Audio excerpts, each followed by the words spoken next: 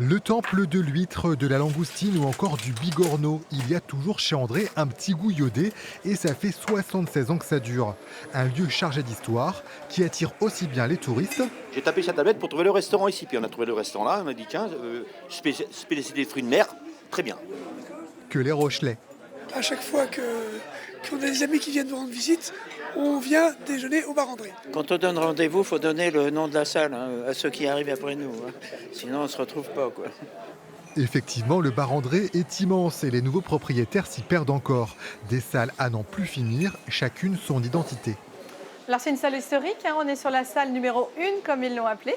Et là on se retrouve avec vraiment toute l'empreinte du bar André qui existe depuis 1947. Il y a aussi un lieu de réception avec vue sur les tours ou encore cet appartement privatisable. André à La Rochelle, c'est un prénom institution.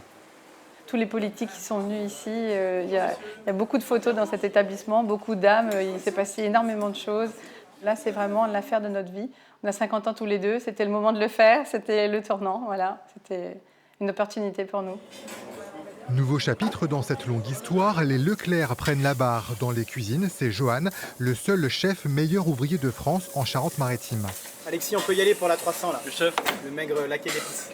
Il leur a fallu 2 ans de négociations pour reprendre l'affaire, une des plus importantes du département. Bonjour messieurs, tout se passe bien? Mon père, pour apprendre le métier, est venu travailler ici il y a donc 50 ans, quoi.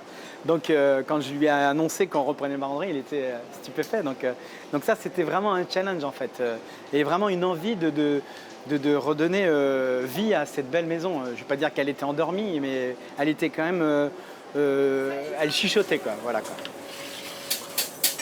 Modernisé en respectant l'âme des lieux avec par exemple un service en continu, le temple de l'huître, de la langoustine ou des bulots sera désormais ouvert en matinée et les après-midi pour s'adapter aux besoins de la clientèle.